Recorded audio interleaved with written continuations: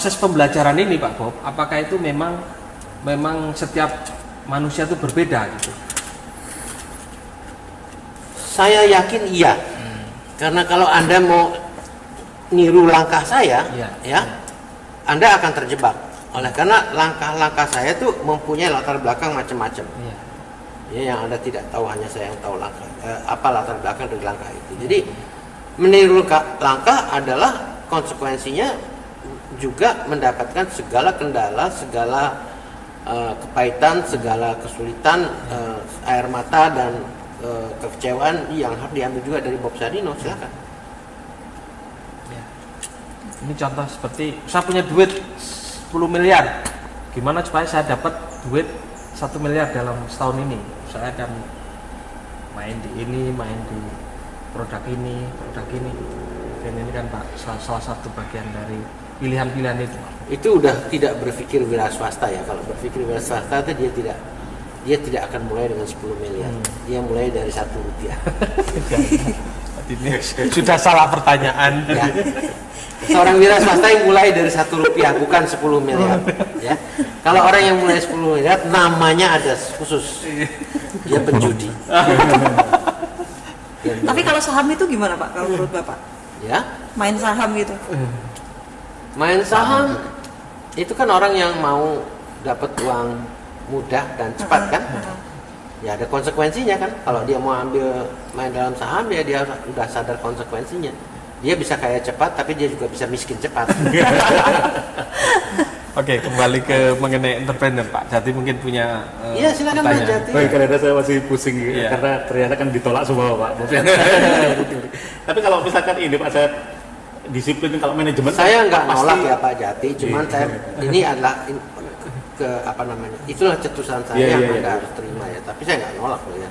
Kalau dalam konteks manajemen gitu Pak ya, manajemen itu masih relevan Pak ya, artinya masih punya peran yang positif dalam pengembangan bisnis Pak ya.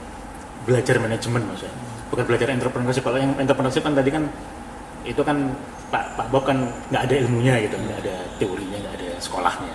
Tapi kalau manajemen itu sesuatu yang punya peran besar dalam pengembangan bisnis Pak Bob selama ini. Nggak ada. Terbalik sama sekali. Saya orang yang tidak mau mengikuti teori manajemen, walaupun saya baca teori manajemen. Karena saya mau tahu manajemen itu apa sih untuk saya bisa mengatakan omong kosong.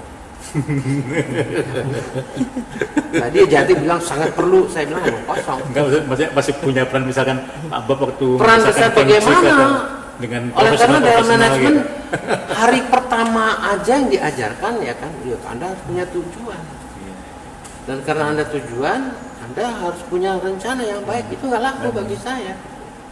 Nah itu kan berarti saya udah menolak mentah-mentah teori-teori manajemen kan. Tapi tidak berarti mengelola usaha serabutan kan Pak? Anda belum ngerti posisi saya dengan seluruh staf saya yang ada di perusahaan. Iya. Saya katakan saya tidak punya tujuan dan saya juga tidak berencana. Kenapa?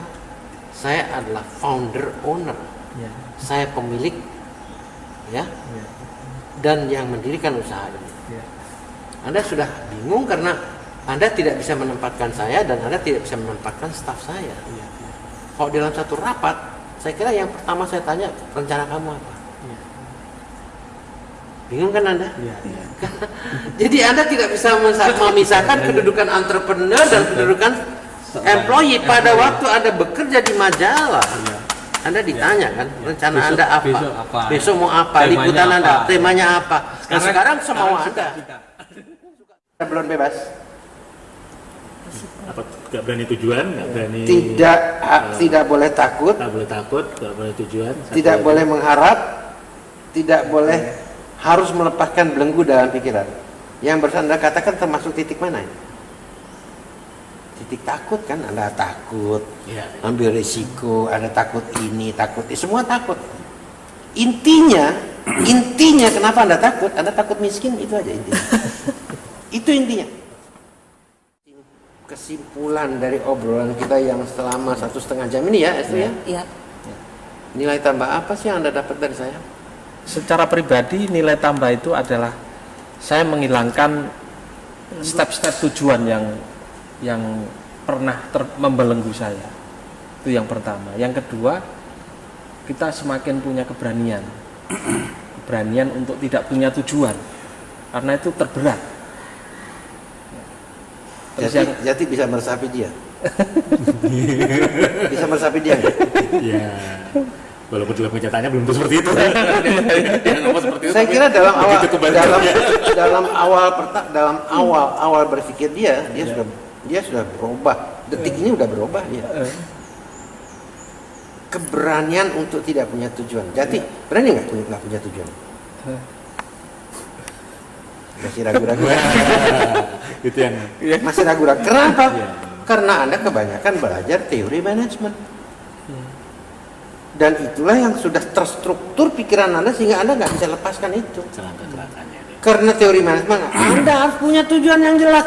Itu kental-kental Anda diajarkan oleh teori manajemen. Seseorang itu harus punya tujuan yang jelas dulu dalam kehidupan ini. Dan karena Anda punya tujuan yang jelas, Anda harus berencana yang baik untuk mengarah ke tujuan itu. Artinya apa? Pikiran Anda udah terstruktur, nggak bisa dirubah lagi. Orang Betawi bilang, kasihan deh lo.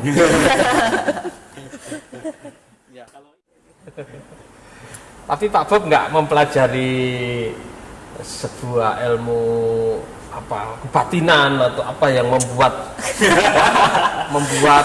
apa yang Pak Bob inginkan tercapai gitu kan Pak Bob.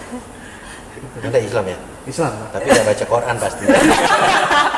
Pasti nggak baca Quran.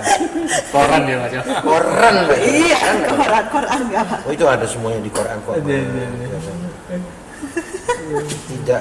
Tidak boleh menduakan Tuhan itu Islam itu kan. Esa itu Islam. Kalau saya percaya kepada yang gitu-gitu berarti saya udah memalingkan muka saya dari Termasuk juga artinya saya tidak beriman ya kan? Yang namanya beriman saya percaya pada dia kan. Setelah saya percaya pada dia saya takwa total surrender. Saya menyerahkan seluruh diri saya padanya. Dengan cara apa? Dengan kendaraan apa? Kendaraannya ikhlas. Jadi apapun yang terjadi pada saya, Itu apa maksudnya Cais ini dalam konteks apakah itu ada korelasinya cara berpikir atau cara komunikasi dengan Tuhan itu ada pengaruhnya ke proses berpikirnya Pak Bob selama ini gitu kira-kira? Ada semacam spiritualitas gitu, maksudnya bukan ke arah kebatinan ya? saya kira sederhana gitu. Di Quran semua diterangkan. Jadi saya tinggal ikuti itu saja karena saya beriman pada itu gitu loh. Saya tidak ada pikiran macam-macam gitu loh. Sesederhana membaca isi Quran gitu. Ya saya Islam ya kan.